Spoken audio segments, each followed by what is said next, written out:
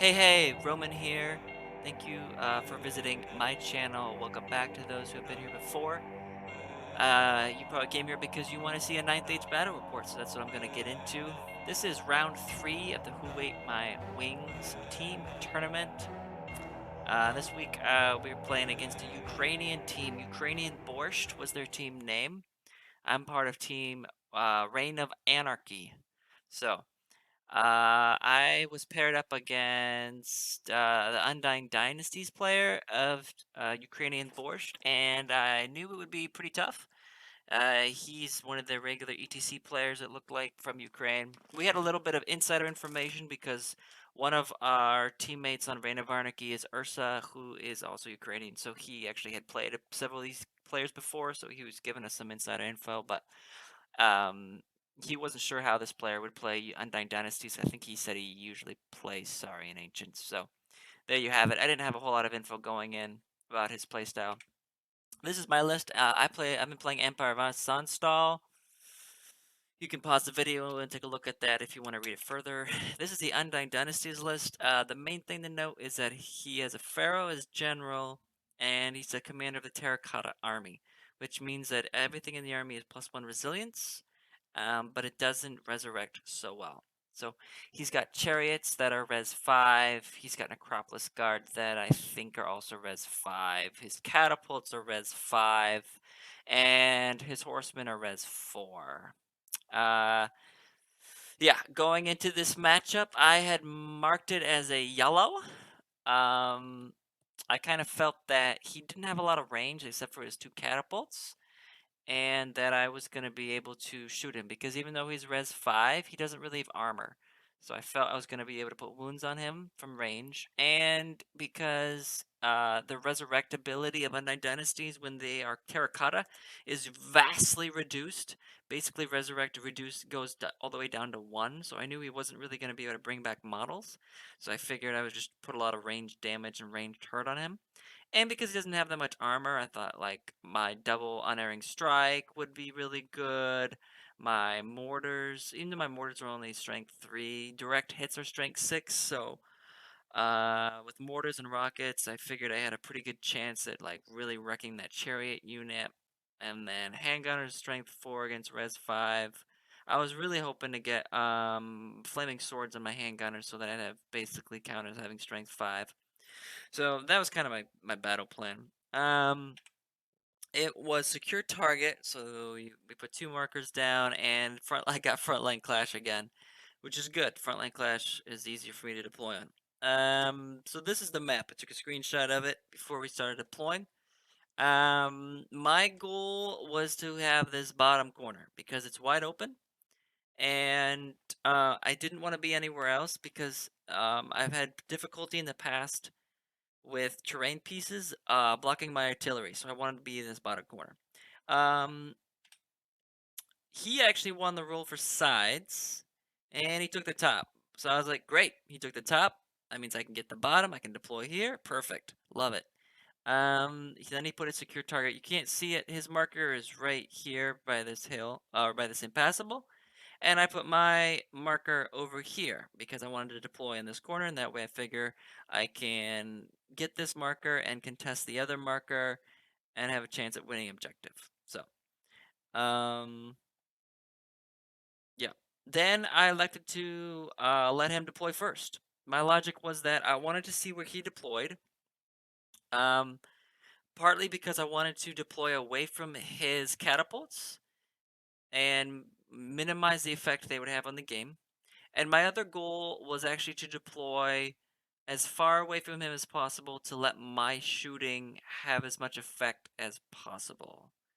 So that's why I let him deploy first. Alright, so this is the way he dropped. He dropped on the top. We've got his catapults in the back. We've got his cav here in the back. He's got a Tomb Harbinger here. He put his Wizard Master and his Architect in these cav. He's got Necropolis Guard in the woods here. Necropolis Guard over here. Another Skeleton Cav unit on this right flank. And then his Chariots with the Pharaoh in it, of course, in the middle. So he's in prime position to contest both markers. And then I deployed like this. Having saw the way he deployed, I wanted to have the access to the wall. So I put my handgunners here with access to the wall, deployed my spearmen back, um, deployed everything back because I kind of had played around with it a little bit in my head, and I figured if I deployed a couple inches back, I think I'm about 28 inches away from him. He's got movement, I think he only has movement 8, so I figure he moves 8 forward. Now he's 20 inches away. He needs to move forward again before he can even have a chance at charging me. So I wanted to be able to stay out of combat for as many turns as possible. So that was my battle strategy. And he went first, so he basically just pushes forward, pushes forward. He's hiding his Harbinger, doesn't want me to shoot that. Here you can see the markers, well, the other markers underneath this. Alright. His turn, he does magic. He was able to get off. He's got a Div Master, so he's got Stars Align on his Necropolis Guard. And I think that's it. I was able to stop his other spells. Then it goes on to shooting. He rolled with one of his catapults. He rolled a 6 to hit, so he only hits on a 5 or 6. He hit on a 6. He fired at my heavy infantry here. He hit on a 6, so that's a direct hit. He killed. I think he killed like 10 guys. It doesn't really matter how much he kills because with the Undyne Dynasty's catapults, as long as they cause a wound, I used to take a panic test, discipline test, regardless of how many casualties. Normally, I only take a discipline test if you take 25% casualties. With the catapults, you should take a casualty and you still take a discipline test. I have discipline 9 from the prelate in a bubble, 18 inches. Well, plus I have a marshal at discipline 9 in the unit. So I'm discipline 9, rerollable with a BSB. Although I think the catapults also reduce that by 1. So I basically have effectively discipline 8 against him rerollable. I rolled a 10 for the first roll, and then I rolled another 10 for the second roll. So my heavy infantry fled from the catapult hit, and of course they have nowhere to run, and they ran off the board. That caused discipline tests on other things, and this mortar now is shaken. It failed its discipline test. Everything else passed within 6 inches. So this was turn 1, and at this point I'm thinking, this is really bad. I don't really know how I'm gonna come back from this, and this was literally just turn 1. Alright, so my turn, I decide that I am gonna push forwards because I was stubbornly defending this wall with my handgunners. I didn't want his Necropolis Guard to be able to charge my handgunners, so I pushed my Flagellants forward. His Necropolis Guard are, because they're so long, they can't wheel, they at this point, they can't wheel past my Flagellants and hit my handgunners. So that's why I pushed my Flagellants forward. And my Flagellants are now buffed by my prelate. Um, and then I push my spears forward so that if he charges the cab into the handgunners, I can countercharge. And that's about it. And I guess his shooting from his chariots also had killed some of my handgunners here. Alrighty. My turn, I was able to get altered sight off on these handgunners by the wall. And I think he stopped everything else. It was not a good phase. I got a weak card. Where's the card I got? Oh, well, I should have actually had a stronger card. I got the 7. I think I was greedy and I was trying to cast too many spells. So I only got the 1 spell off. And then it goes on the shooting. I was able to kill some Necropolis Guard. My rockets did hit his chariots, but I needed a 4 to wound and I was rolling 3s. So I didn't do any wounds to his chariots. And then yeah, I pushed his other catapult had shot at my Flagellants on the left flank. Taking them out. So and then on his turn, he charges both Necropolis Guard and his chariots into my Flagellants. I think he was something like either 17 or 18 inches away with the chariots. But he was able to roll that and get in. And then his horsemen charged into my spears. So Effectively, at this point, he's in combat already on his turn too. Even though I tried to deploy far back. Although I guess I pushed forward on my turn, which was dumb. So he's in combat on his turn too. My handgunners can't shoot anything because everything's in combat. And my mortars and rockets actually can't shoot much because the chariots are large and they block line of sight for some of these. So it's gonna be really hard to shoot at his guys. Yeah. He well, he's got the Pharaoh, Undying Will on his Necropolis Guard. When I was evaluating this matchup, I didn't realize that he could put Undying Will on a unit other than the one the Pharaoh was in, but he took a special item to do that.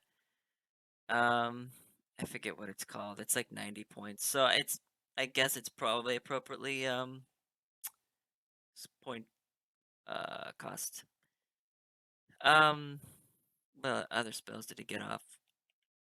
Okay, so he got Stars Align off on his chariots, and he got the Cosmo #1 spell, or maybe it was Undying, or maybe it was the Know Thine Enemy. It was Know Thine Enemy. He doesn't have Cosmo. Actually, he does have the Cosmo spell because we both have a Crown of the Wizard King, and we both rolled for the Cosmo spell. So my prelate has the #1 Cosmo spell, and one of his characters, I think it's the Architect or something, has the #1 Cosmo spell as well. Anyway, he gets Know Thine Enemy off, which now means with Undying Well and Know Thine Enemy on his Necropolis Guard, they have like defense 7. And yeah, they have really high defense and offense, and my Fledgons only hit them on 5s.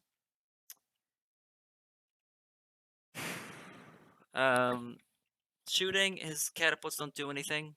So on his turn, so now his catapults don't do anything, but it doesn't matter. I mean, just by getting my BSB and heavy infantry off the board, they did something. Because if my BSB and heavy infantry units here, he can't charge the chariots into my Fledgons. He can charge his chariots into the BSB unit, but I have so many ranks, he's not going to break me. So at this point, that was just a big game changer for him. He just mows through my Fledgons. You can see here, I lose. Let's see, I had 30, and I go down to 8. 1, 2, 3, 4. I go down to 12. He kills 18, and I only managed to kill. How many does he have in the back rank? 1, 2, 3, 4, 5, 6, 7, 8.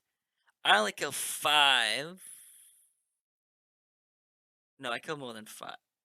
I think I kill 8 in his back row, because then he moves 3 over or something. So he killed 18 Fledgons, and I killed 8 Necropolis Guard.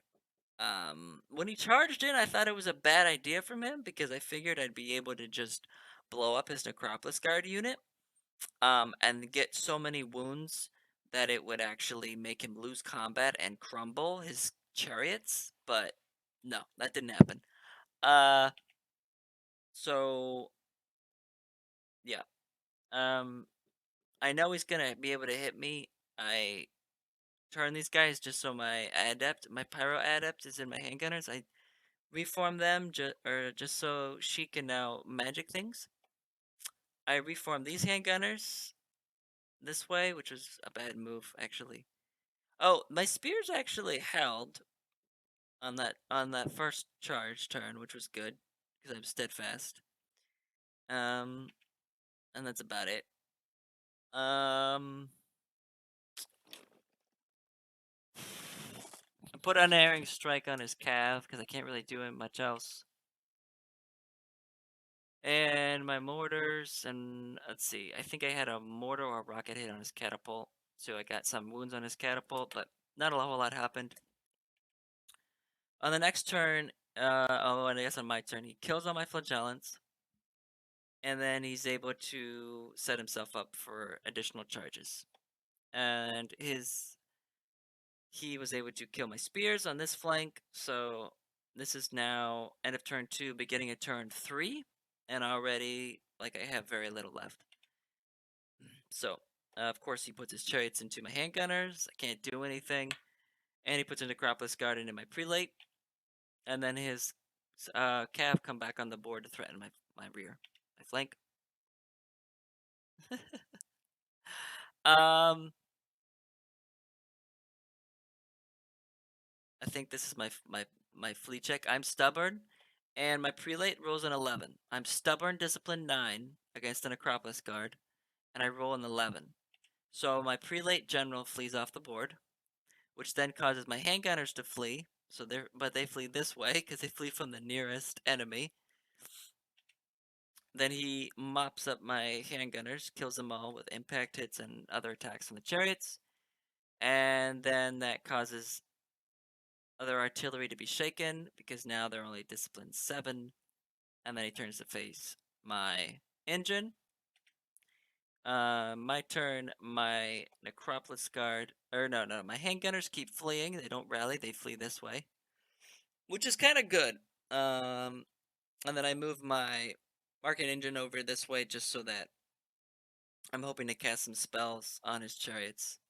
At this point, I already know it's just a futile battle, but my hope would be that I could rally my handgunners and just get them and keep them within 6 inches of this to at least deny objective.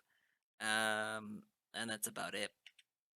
So, then I turn my flagellants around so that if he charges my mage, I can countercharge with the flagellants into his chariots.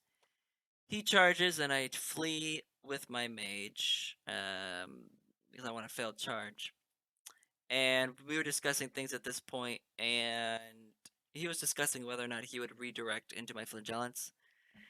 And I basically told him it didn't really matter. I basically said there's really no way I could prevent this from not being a 20-0. So we called it 0-20. On turn 4. His beginning of turn 4. His turn 4. Sorry for the really short battle report. Um, so my thoughts were, um, and I want to dive into this more. Maybe I just was really poor at evaluating the matchup, but I maintain I think it could have turned out as I think I could have gotten a yellow had I just deployed better. Um, so mostly it was my deployment, which I do want to talk about.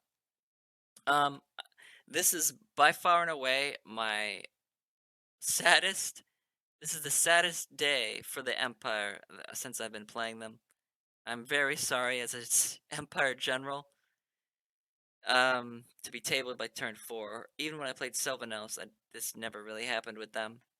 Um, but there you have it.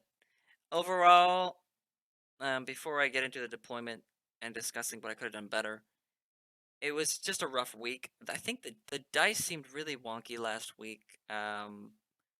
There's just several of us on our team. We all got zeros. The dice seemed to be off in several places, and several of us probably, at least I don't know about the other my teammates. I like to gamble against the dice. I kind of say, um, I just kind of like to say that the dice. I mean, you never know what the dice are gonna do. So I'm not gonna blame the dice. There were things I could have done better. It wasn't a dice issue. It was a player issue. So here I'm gonna open up. I opened up UB, and I opened up the map. So I don't have his army, so I just deployed it with Empire as an approximation. So my strategy, what could I have done better, right? I think what I did initially was actually correct. He won the roll for sides. I couldn't change that. Okay, he chose the top, and then he chose to put his marker here. From that point forward, I had some choices. I decided to put the marker here, and then so let's discuss the implications of that. On this type of scenario, wherever I choose to put my second marker, he's probably going to deploy. I should have known that if I put my second marker here, he's going to deploy like the way he did, because that's what happened. However, I could have placed my marker for the secure target all the way on the left flank on the other side of this hill.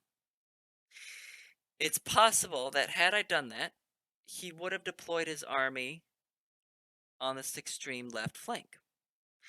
At which point, I could have then deployed the way I did in the actual battle and deployed in this bottom right corner, because I want to deploy far away from him.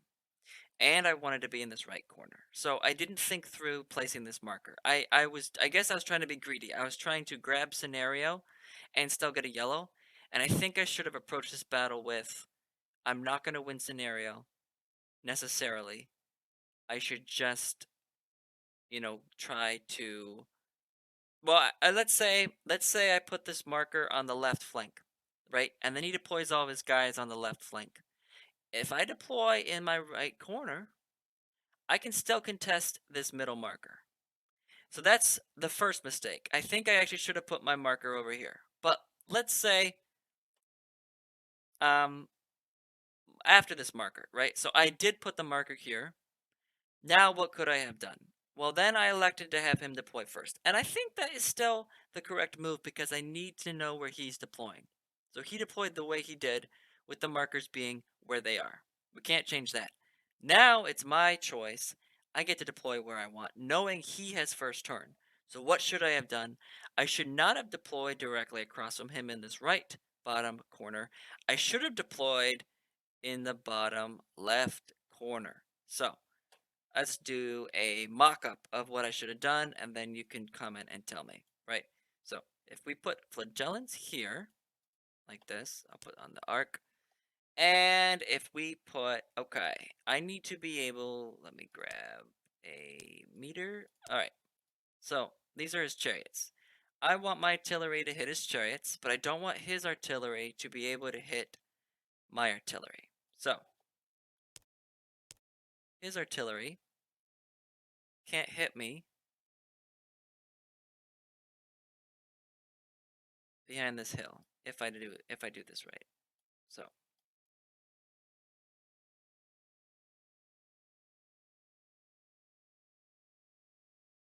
all right, this one can only fire to there, and the other one covers a lot of the hill. Well, actually, it doesn't really. Well, it covers that, and then it covers there. Okay, so that's where his artillery can reach. I can literally deploy a lot of stuff in this corner. Let's do that. We put these guys here, and then let's see if we put flagellants here, so he can't even target me, right? So far, he actually can't hit me with anything. All right, then, okay, let me get rid of this one for now. All right, so I have to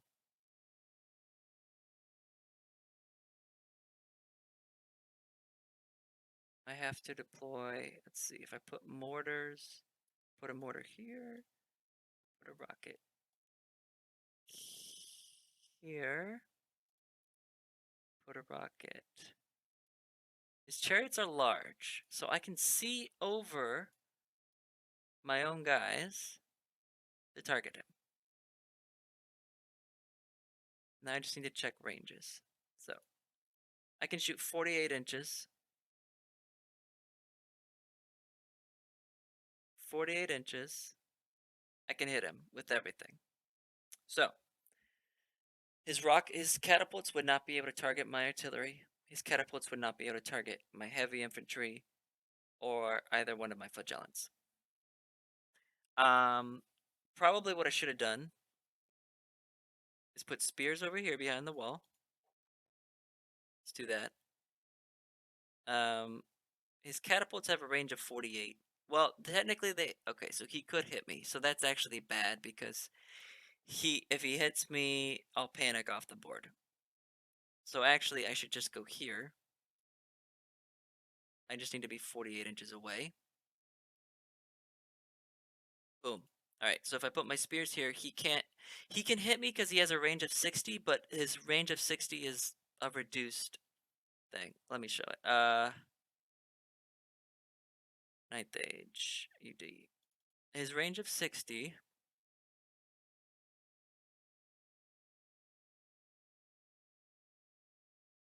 Ancient Ordnance. All right. He's got a range of 60, 4x4, no AP.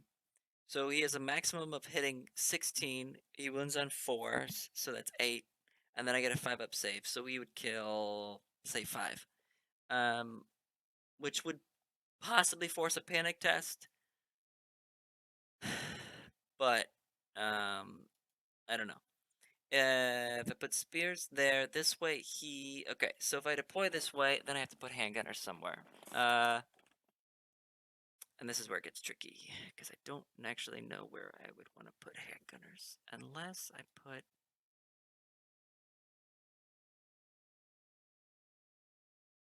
They won't fit there. Let's see, handgunners. If I go 10 by 2, handgunners. Do they fit there? Oh, not quite.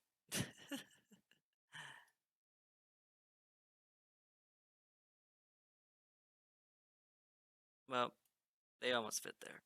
I could actually deploy my flagellants wider and fix that. So that's what I would do. Deploy the flagellants like 10 wide, right? Yeah, deploy the flagellants 10 wide. All right, and just cram in this corner. Then I could put his catapults can't hit me. Yep, so we're good. I would put my mage in. Shoot, really tight. I'm over here.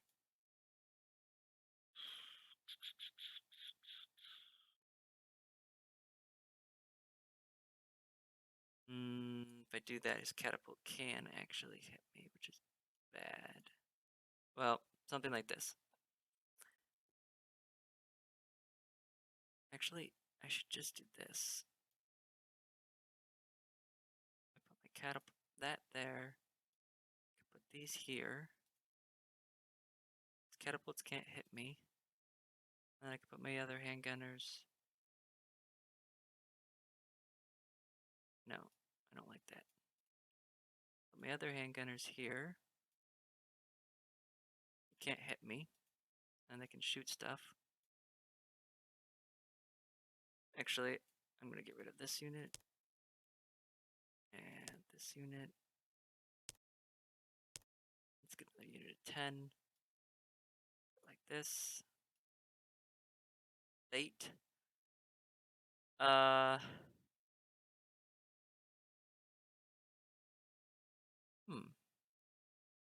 Do I need my BSB? Yeah. Put my prelate here. Put my master here.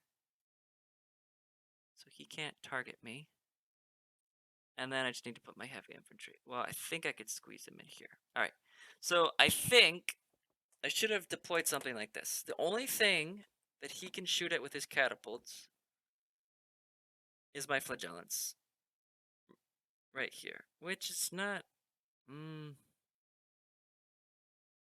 What if I put him back here? I think he can still shoot me, because 48 inches... Yeah, I can't get away from him. Yeah. What about these? I think this one could actually shoot me. Oh, that's bad. That's really bad. Alright. So maybe...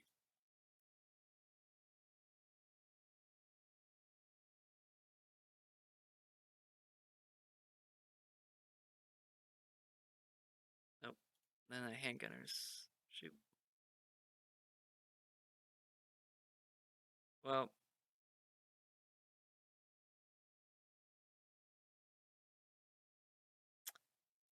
Well, I could deploy the spears in a different formation. I think I could fit them all here, and then I could actually put my heavy infantry with BSB in this right corner.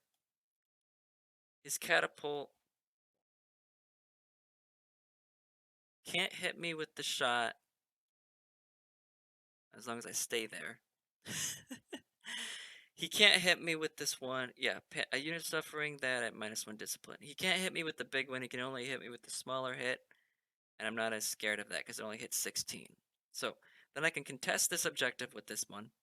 His catapults can only fire at my flagellants down here. Although, maybe I should put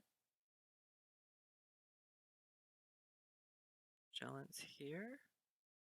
No, I'm not really sure. But I think this is what I should have done, something like this. This way, his catapults really can't do much. Yeah, I really want to put my flagellants here.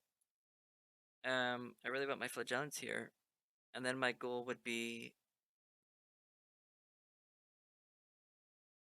to basically push with my flagellants and try to sweep this side. Because with this type of deployment, I can shoot at his chariots. They have to move. They can only move 10 forwards. So 10 forwards, 6, 7, 8, 9, 10. They can only get to here on the first turn, which I can still hit him with everything. So he either comes forwards and I hit him with everything, or he has to stay back, and I still can fire at him from where he is now. He can't really move. So that makes my artillery better. With most of my army on the left flank, he now has to devote. He can either win this objective on the right flank, or he can give it up. Because if I push hard enough on this side, he can't, if